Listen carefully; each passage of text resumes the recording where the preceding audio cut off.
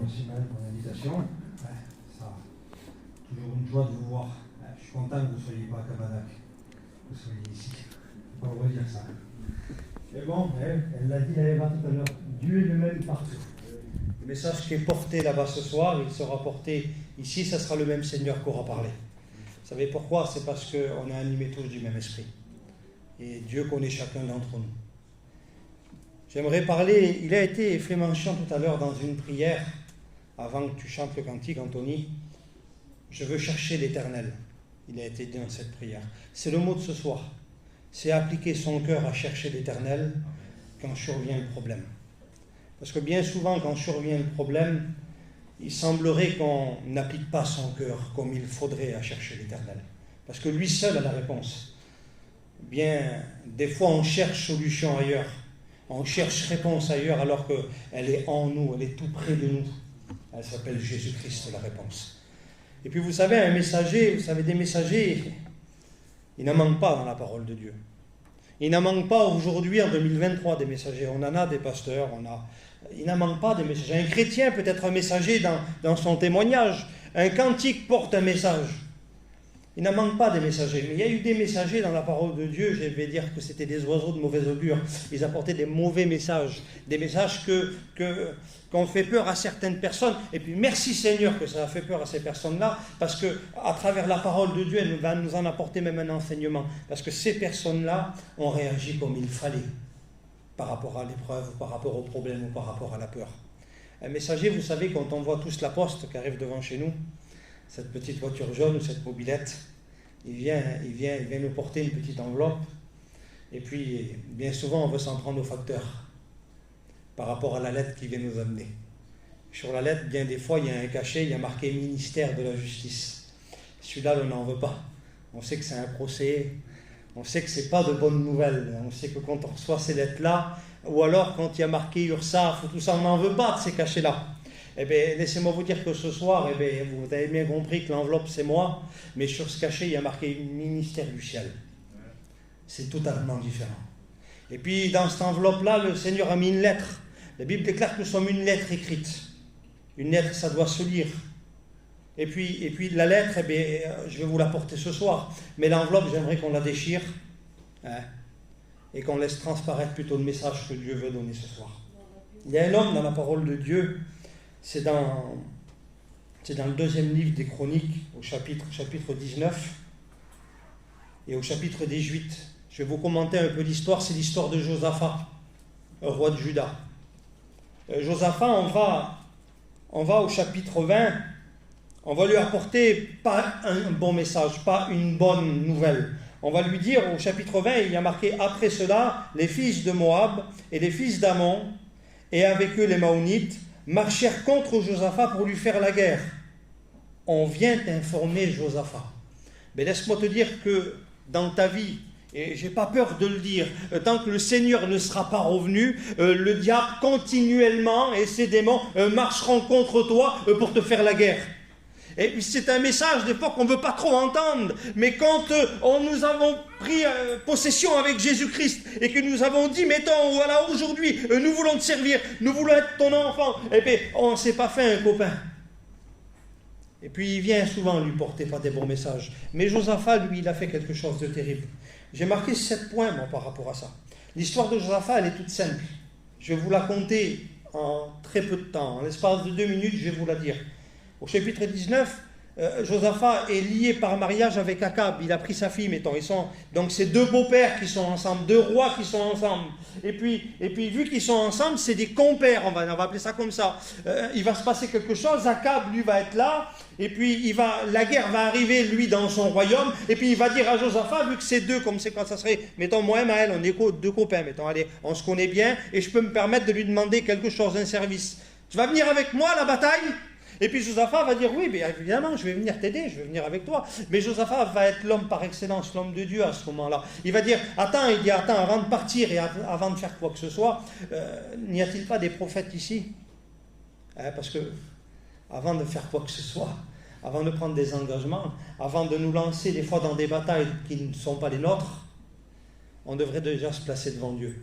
Appliquer son cœur à chercher l'Éternel pour savoir ce que lui, il veut. Et puis lui, il va dire, Akab, dans un sens, il va dire, il dit, oui, j'ai tous mes prophètes là, ben oui, ils sont dans son royaume, comprenez-le bien, ils ne vont pas aller contre lui. Hein? Mais Josaphat va dire, mais il n'y en a pas un autre. Il dit, si, il y a Michée. Mais il dit, celui-là, il dit toujours pas des bonnes choses. Il dit, à chaque fois, ben oui, Michée, il dit la vérité. Et puis quand on dit la vérité, bien des fois, aujourd'hui, bien, on est souvent pointé du doigt quand on dit la vérité. Parce que bien souvent, aujourd'hui, j'ai pas peur de le dire. Tu as mis le téléphone, c'est enregistré mal. Hein? Alors, j'ai pas peur de le dire, c'est Jean-Philippe qui l'a dit ce soir. On cherche nos pasteurs, on cherche nos prédicateurs, celui-là qui va aller toujours dans notre sens. On le cherche parce que c'est ce qu'on veut. En réalité, on va poser la question au pasteur, mais on veut simplement une approbation. Mais quand le pasteur, lui, il est en pleine vérité et rempli d'amour, hein, parce que les pasteurs, c'est plein d'amour, mais aussi rempli de vérité, il y a toujours la vérité avec l'amour, qui va dire, eh bien, en réalité, pas comme les deux autres, et qui en réalité, ça ne va pas trop te plaire à toi. Pourtant, il y a un texte dans la parole de Dieu qu'on ne peut pas enlever, qui dit, vous connaissez la vérité vous affranchira. Et vous voyez, le monde, lui, dit le contraire. Il dit, toutes les vérités ne sont pas bonnes à dire. Et pourtant, quand les vérités doivent être dites, dans le plan spirituel pour nous faire du bien, comprenez-le bien qu'il faut qu'elles soient dites. Même si des fois on grince des dents, c'est pas grave. C'est pas grave, c'est de la part de Dieu. Il faut prendre tout ce que Dieu veut donner. On a dit, Seigneur, je te suivrai dans les bons comme dans les mauvais jours. Ben oui, Seigneur, j'accepte tout ce que tu me demanderas. Mais des fois, le Seigneur nous demande d'aller à droite, et nous on va à gauche. Vous comprenez ce que je veux dire? Ça ne va pas toujours aller dans notre sens. Il faut que ça va dans le sens de Dieu, pas dans le nôtre. Si on va dans le sens de Dieu, eh bien, comme a dit la Eva tout à l'heure, elle ne s'entendait pas à des cadeaux, elle ne les a même pas demandés, mais quand on est dans son sens, eh bien, Dieu donne. Comprenez-le bien? Et puis il va faire venir Michée en réalité, Josaphat. Et puis Michée va dire ce qu'il y a à dire. Mais tu vas aller sur le champ de bataille là-bas, mais tu vas te faire tuer. Puis Akab, il ne va pas être content. Puis dans son cœur, Akab, il va faire quelque chose. J'ai appelé ça le stratège. Akab, il sait très bien que c'est deux rois avec Josaphat. Et que s'ils vont dans une guerre, au combat, mettons, alors toujours moi et Maël, hein, je vais dire à Maël, toi, tu vas aller sur ton char, hein, tu vas passer en avant, et moi, ben oui, tu as vu, le petit malin, allez, excusez-moi du mot, je vais me déguiser en soldat, mais oui, tu m'as mis à bout, tu as fait venir Michée, il m'a dit les vérités, c'est de ta faute. Dans un sens, c'est ça. Donc moi, je vais essayer de le faire mourir, moi. Et puis Akab, c'est ce qu'il va faire, il va essayer de faire mourir Josaphat. Parce qu'il sait très bien que dans la bataille, si le roi en premier, il arrive sur le champ de bataille, et qu'il ait visé le premier, qu'il ait tué le premier, la guerre, elle est finie. Puis Akab, il s'en aurait bien tiré, lui, hein, déguisé en soldat. En bas, il risquait rien, lui. Mais la Bible, elle déclare une chose, que sur le champ de bataille, il y a une flèche qui est tirée au hasard, il n'y a rien, il n'y a pas d'hasard avec Dieu. Et qu'elle vient toucher le défaut de la cuirasse de Akab, et il meurt sur le champ de bataille. Ouais. On a beau se déguiser, on a beau faire ce qu'on veut. Dieu connaît. Dieu sait viser. Hein. Vous avez vu, la Bible, elle dit que le diable, il a un carquois. Vous savez ce que c'est un carquois? C'est là qu'on range les flèches, là. Et qu'elles sont remplies de flèches. Mais si lui, il a un carquois, un arc et des flèches, laissez-moi vous dire que Jésus, c'est bien mieux visé que lui. Hein. Quand Dieu l'a précipité, qu'il l'a jeté du ciel, il savait très bien où c'est qu'il l'a envoyé. Hein. Dieu est Dieu. Alors Josaphat, arrivé sur le champ de bataille, il va crier à Dieu. Et il va être sauvé. Parce que vous savez pourquoi? Parce qu'au chapitre 19 et au verset 3, il est dit, c'est Michée qui va parler à Josaphat, mais il s'est trouvé de bonnes choses en toi, car tu as fait disparaître, écoutez bien, du pays les idoles, et tu as appliqué ton cœur à chercher Dieu. Mais quand on cherche Dieu, quand on applique son cœur à le chercher dans l'intimité, merci Seigneur pour tout ce qui a été dit, les prières, les chants et les témoignages, parce que ça concorde avec tout ça. Mais quand on applique son cœur à chercher Dieu, laissez-moi vous dire qu'on est dans sa volonté. Donc là, Josaphat, il a eu une victoire. Hein? Comme toi, tu as eu des victoires dans ta vie.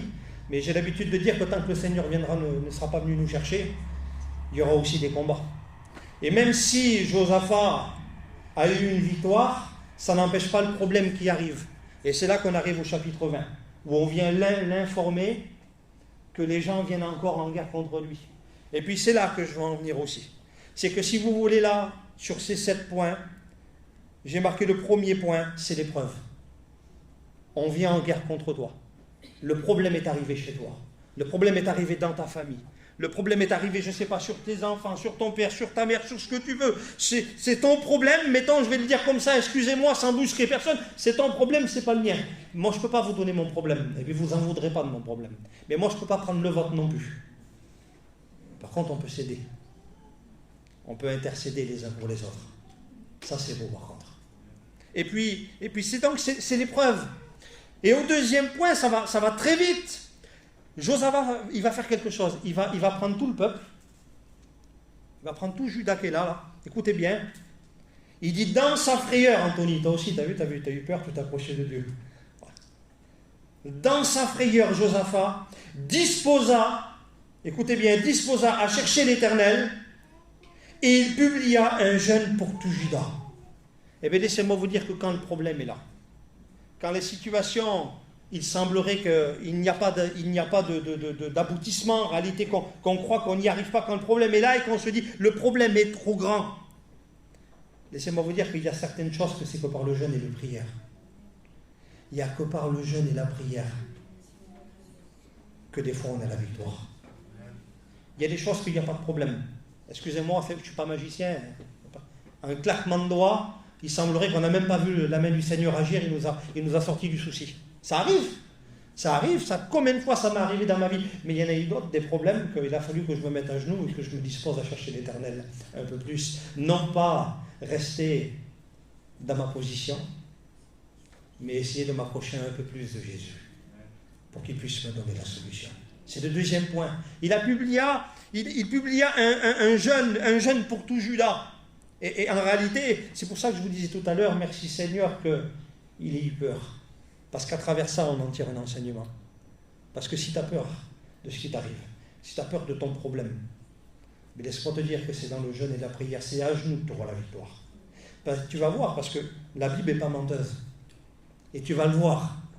Écoutez bien, le troisième point, c'est la question que nous allons poser à Dieu dans notre problème. Parce que si tu as un problème, tu ne vas pas rester la bouche cousue. Tu vas parler. Tu vas demander quelque chose à Dieu. Tu vas poser ta question. La question peut-être, Seigneur, quand c'est que tu vas agir dans ma vie? Quand c'est, Seigneur, je ne sais pas si c'est une guérison. Quand c'est que tu vas me guérir? Je ne sais pas ce que ça peut être. Ça, c'est dans ton cœur. Mais il y a la question qui est posée. C'est le troisième point. Lui, il va dire au notre Dieu. Je vais le dire mieux, sans bégayer, excusez-moi. Parce que des fois, je zette. Et il y a des mots que j'évite de dire pour ne pas dire de bêtises, excusez-moi. Il va dire au verset 12, « Ô notre Dieu, n'exauceras-tu pas tes jugements sur eux ?» J'ai réussi à le dire. Là, il n'est pas compliqué le mot pour certains, mais il y a des fois, pour moi, c'est compliqué. C'est la question, parce que Josaphat, à travers le jeûne qu'il publie pour tout Juda, comprenez-le bien qu'il veut une réponse, il pose une question. En réalité, c'est quand c'est que Seigneur, tu vas... Je sais que tu vas le faire, mais quand tu vas le faire, comment tu vas faire? C'est le troisième point, c'est la question, écoutez bien. C'est mes points à moi que j'ai notés. Hein. Si vous lisez votre Bible, vous en prendrez peut-être d'autres. Mais moi, j'ai pris cela. Le quatrième point, Mani, c'est la réponse de Dieu. Parce que Dieu, il ne reste pas insensible aux prières. Dieu, il n'est pas sourd. Dieu, il entend. Et puis, automatiquement, quand on est en prière, quand on a disposé son cœur à chercher l'Éternel pour une bénédiction particulière, pour un souci que nous n'arrivons pas à résoudre, parce que nous ne trouvons pas de solution, quand on applique son cœur à chercher l'Éternel, que ce soit dans n'importe quelle situation, et qu'on pose une question à Dieu, Dieu ne tarde pas à répondre. Et là, il va leur dire quelque chose. Il va dire, ainsi parle l'Éternel. Ne craignez point et ne vous effrayez point. Devant cette multitude nombreuse, écoutez bien, vous savez qu'est-ce que c'est la multitude nombreuse? C'est tous les problèmes et les soucis. On va le prendre comme ça, parce qu'ils étaient beaucoup là à venir y faire la guerre. Et puis tous les problèmes et tous les soucis, toutes ces angoisses, toutes ces difficultés, toutes ces choses que nous n'arrivons pas, nous n'y arrivons pas, on n'est qu'humains, on ne peut pas y arriver nous par nos propres moyens.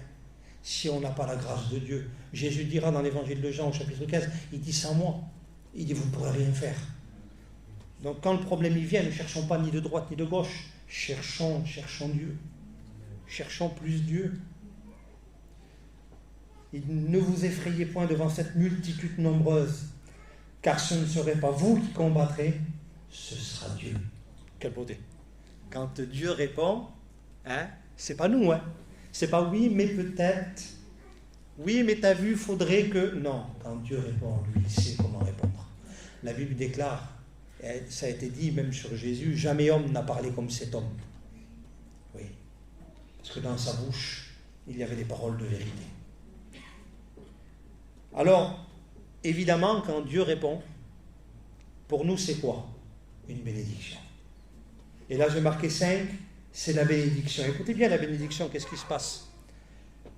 C'est au verset 17. Il dit, vous n'aurez point à combattre en cette affaire. Parce qu'il y a des combats que tu ne pourras pas mener. Tu ne pourras pas les faire tout seul. Je te le dis, il y a des choses que tu pourras faire seul, mais il y a des choses que tu ne pourras pas. Ça ne sera pas possible. Il y a des choses qui seront au-delà de tes forces. Et c'est quand ça sera au-delà de tes forces que tu vas te rendre compte que c'est Dieu qui t'a donné la force de pouvoir t'en sortir. C'est quand c'est au-delà de nos forces. Vous comprenez? C'est pas un jeu de mots ce que je veux dire. À combien c'est arrivé à beaucoup de personnes? Jamais j'aurais cru passer cette situation. Mais oui, tu ne peux pas la passer tout seul, tu n'y arriveras pas. Si tu ne cherches pas Dieu, si ce n'est pas Dieu qui t'aide à pouvoir la passer, la situation. C'est au-delà de nos forces. Mais Dieu, lui, vient, il les donne les forces. Il dit, présentez-vous et tenez-vous là. Tenez-vous là. Tenez-vous ici à Langon, à l'église. Tenez-vous là où la parole est annoncée. Restons à notre place. La Bible dit même ne quittez pas vos assemblées. Elle le dit, la parole de Dieu. C'est pas pour rien. C'est parce qu'il y a du bon dans nos assemblées. La parole de Dieu, quand elle parle, elle percute les cœurs et elle fait du bien.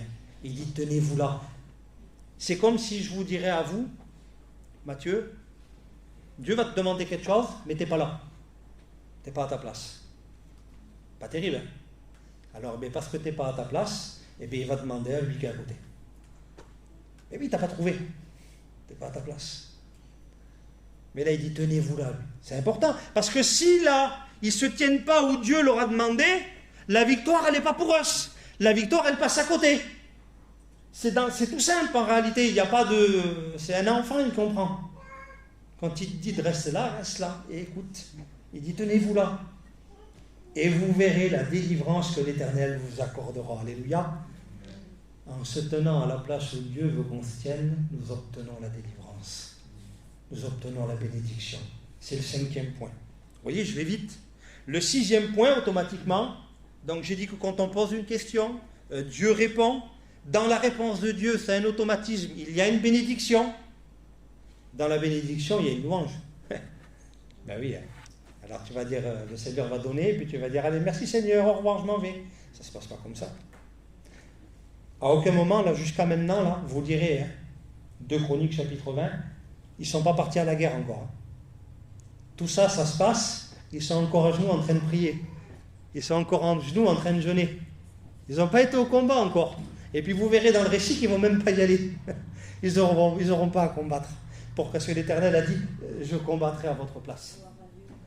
Je combattrai à votre place. C'est ce qu'il va dire. Écoutez bien la louange. Josaphat s'inclina le visage contre terre. Écoutez bien, ils n'ont pas reçu encore la victoire. Ils ne l'ont pas reçu à ce moment-là. Mais en attendant, au verset 18, Josaphat s'inclina le visage contre terre et tout Juda et les habitants de Jérusalem tombèrent devant l'Éternel et se prosternèrent en sa présence. Pourtant, la victoire, elle n'est pas encore là. Il semblerait que nous, il faut qu'on dise merci quand on nous a donné. Parce qu'on est comme ça, notre nature humaine. Qu'est-ce qu'on aime recevoir? Qu'est-ce qu'on aime recevoir? Pourtant, la Bible déclare qu'il y a plus de joie à donner qu'à recevoir. Mais eux, là, ils sont en train de louer l'Éternel. Louer l'Éternel, vous savez déjà de quoi? Mais déjà, le fait que l'Éternel leur a répondu, même si la réponse aurait été défavorable. Je pense ça, Maël, c'est pour moi. Déjà, le fait de savoir que Dieu nous parle. C'est déjà une bénédiction en soi. Je vous promets que c'est déjà une bénédiction en soi. Ça, c'est la louange. Et puis le 7e point. Chiffre 7, c'est le chiffre parfait de Dieu. Il faudrait que j'en prenne 7, je n'allais pas en prendre 8. c'est la victoire. Quelle beauté! Écoutez bien. Au verset 22, il est dit au moment où l'on commençait les chants et les louanges. C'est bizarre, ils n'y vont pas avec des épées, des armes, des boucliers, des chars. Ils y vont avec des chants et des louanges. Bizarre d'aller au combat comme ça. Hein? Au moment où l'on commençait les chants et les louanges, écoutez bien, l'Éternel plaça une embuscade contre les fils d'Ammon et de Moab, et ceux de la montagne de Séhir, qui étaient venus contre Juda. Et ils furent battus. Écoutez bien, ils furent battus. Il a la victoire, Josaphat, là. Et les fils d'Ammon et de Moab se jetèrent sur les habitants de la montagne de Séhir pour les dévouer par interdit et les exterminer. Voilà, écoutez bien ce que Dieu fait. Jusqu'à là, je n'ai pas vu Josaphat le combat, moi. Ils ont reçu la victoire tout en restant à genoux dans la prière. Ils ont reçu la victoire en disposant leur cœur à chercher l'Éternel. Ils ont reçu la victoire en faisant confiance en Dieu. Est-ce que tu peux te poser cette question, toi, ce soir? Est-ce que réellement, les combats que tu mènes, tu y fais face comme il faut y faire face? Est-ce que tu cherches l'Éternel ou est-ce que tu cherches l'approbation, excusez-moi, de Pierre, de Paul ou de Jacques? Est-ce que je le dis, moi, j'ai toujours l'habitude de dire que je prends responsabilité des mots que je prononce. Alors des fois ça fait peur, mais vous inquiétez pas, vous n'ayez pas à avoir peur. Il y a des choses que tu ne pourras pas dire aux hommes, il y a des choses que tu ne pourras pas dire à ta femme, des choses que tu ne pourras pas dire à ton mari, il y a des choses que tu ne pourras pas dire à ton pasteur. Il y a des choses que tu pourras dire qu'à Dieu. Et ces choses-là, dis-les qu'à Dieu. Parce que moi, j'ai l'habitude de parler, maintenant, je le dis souvent, de ceux qui se réjouissent d'écouter le malheur des autres. Parce que la Bible déclare malheur en l'homme à qui se confie en l'homme. Et il y en a qui procèdent par épisode. Vous savez, les épisodes là, les séries là, épisode 1, épisode 2. Alors mettons, toi tu viens, moi je vais vers Anthony, et puis je vais me plaindre, Anthony, de mon problème. Et puis toi, mettons, tu te régales à m'écouter. Tu te régales. Il tente une chose, c'est que je m'en vais pour vite aller le redire de l'autre côté là-bas. Ça c'est l'épisode 1. Et puis bientôt, tu sais que voilà. Donc tu vas attendre l'épisode 2. Je vais me reconfier. Je vous le dis de la part du Seigneur, il y a beaucoup de personnes qui sont comme ça. Si la Bible déclare malheur en l'homme qui se confie à l'homme, s'il le dit, c'est pas pour rien. Je le prends peut-être terre à terre, le verset, mais il est véritablement terre à terre comme ça. Il y a des choses que tu pourras dire qu'à Dieu, et il n'y a que Dieu qui pourra te donner la solution. Après, maintenant, je fais attention, je dis, vous avez vos pasteurs, c'est des hommes droits, c'est des hommes intègres, à qui il faut parler quand il y a un problème. Vous comprenez ce que je veux dire? Moi aujourd'hui, mon ancien c'est bébé, même que je suis reconnu quand j'ai un problème, allô bébé, Maël qui est là, de toute façon je ne vais pas chercher bébé, j'ai Maël qui est ici, et je sais même plus, je crois qu'il ne veut plus me répondre au téléphone quand je l'appelle. Un rongeur, je suis, tous les minutes j'ai un souci, Maël vite, donne-moi et c'est comme ça, mais c'est normal, moi je ne veux pas la vie que de moi, ça serait Mani, ça serait pareil, je demanderai à Mani. Comprenez bien ce que je veux dire. La Bible elle a déclaré qu'il fallait les envoyer 2 par 2. Et 2 cerveaux, ils valent mieux qu'un. Il n'y a pas que les pensées à Jean-Philippe qui comptent. C'est les pensées de tous les frères, basées sur la parole de Dieu. Et c'est là qu'on obtient. Si mettons, ça serait que mes pensées, bon, vous croyez que je serais écouté? Vous croyez, comme ça a été dit tout à l'heure, que les mots ils porteraient? Non, ça ne marche pas comme ça. Seule la Bible déclare que ça ne vient pas de Dieu.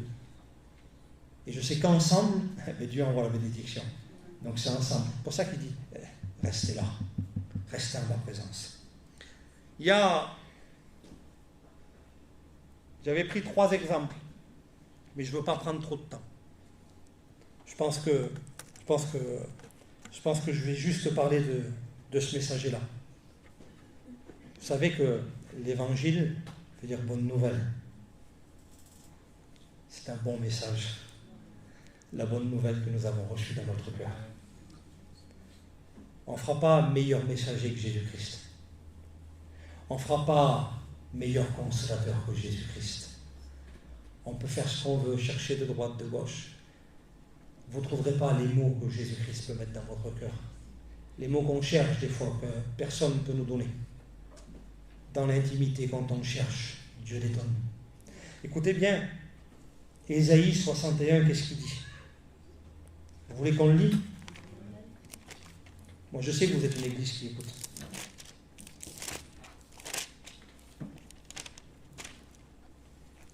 Écoutez bien ce qu'il dit. Vous le connaissez tous, mais je suis obligé de le lire par rapport à juste un petit verset. Il dit, l'Esprit du Seigneur, écoutez bien, l'Esprit du Seigneur, l'Éternel est sur moi. Car l'Éternel m'a oint pour porter une bonne nouvelle aux malheureux. Parce que quand on est dans le problème, on est malheureux. Je ne connais pas beaucoup des gens qui sont dans le problème et qui sourient, moi, tout le temps. Ou alors c'est falche, hein, Anthony? Tu es malheureux, tu l'as dit tout à l'heure, j'étais malheureux, mais je souriais, oui. La Bible déclare qu'au milieu des rires, le cœur peut être triste. Donc des fois, on peut faire de jolis sourires, mais les masques tombent à terre. Des fois, il faut déchirer l'enveloppe, je vous l'ai dit tout à l'heure. Il faut déchirer l'enveloppe, il faut laisser écrire le Seigneur sur une page blanche. Écoutez bien, il m'a envoyé, la beauté, pour guérir ceux qui ont le cœur brisé, pour proclamer aux captifs la liberté et aux prisonniers la délivrance. Quel bon message du Seigneur, pour publier une année de grâce de l'Éternel. Quelle beauté. Et un jour de vengeance de notre Dieu pour consoler les affligés, pour accorder aux affligés de Sion, pour leur donner un diadème au lieu de la cendre. Écoutez bien, je suis obligé de le lire. Une huile de joie au lieu du deuil. Parce qu'il n'y a que l'huile du Saint-Esprit. C'est l'huile, c'est la douceur. Ça va nous représenter le Saint-Esprit. Il n'y a que lui qui peut venir nous consoler. La Bible déclare qu'il convainc de péché, de justice et de jugement. Mais il sait aussi venir consoler les cœurs. Mais il n'y a que quand on s'applique à chercher l'Éternel qu'on arrive à trouver les réponses que nous avons besoin. Un vêtement de louange au lieu de l'esprit abattu. Écoutez bien, une plantation de l'Éternel pour servir à sa gloire et beauté. Je ne voudrais pas aller plus loin. Ça ne sert à rien. Moi, j'aimerais qu'on prie le Seigneur ce soir.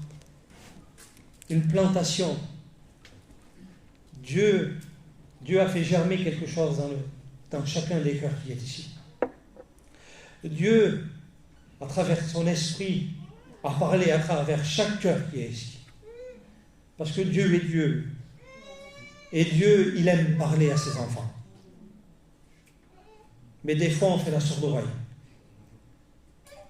Et puis, si ce soir, il te dit de t'appliquer ton cœur à le chercher, c'est que probablement, j'en suis même sûr, il a besoin de te parler. Tu as besoin d'entendre sa voix. Peut-être que ça fait un moment que tu n'as pas écouté sa voix. Et peut-être que tu as besoin de le chercher. Le message est tout simple. Applique ton cœur à chercher l'Éternel. Parce que tu as un besoin. Tu cherches une réponse. Eh bien, Dieu va te la donner. On courbe les fronts. Et on prie le Seigneur tous ensemble, s'il vous plaît. On le fait d'un saint respect devant Dieu. Seigneur, je bénis ton nom, Seigneur. Et je loue ta grâce et ta bonté et ta fidélité. Oui, Seigneur, non pas rester sur place. Je ne veux pas me tenir sur le seuil de la porte, Seigneur. Je veux rentrer. Je veux rentrer, Seigneur, moi, dans ta présence. Je veux rentrer dans ta consolation. Je veux rentrer, Seigneur, dans la plénitude de ton amour, Seigneur. Seigneur, appliquez mon cœur à te chercher, Seigneur, chaque jour, pour comprendre ta volonté, Seigneur. Seigneur, te chercher, Seigneur, oui, si les situations demandent le jeûne et la prière, eh bien les situations feront, et on le fera.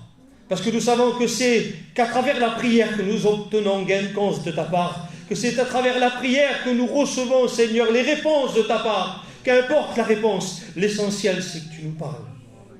Seigneur, je bénis ton nom. Je loue ta grâce encore ce soir, Seigneur. À toi revient l'honneur et la gloire. Amen. Continue à prier le Seigneur.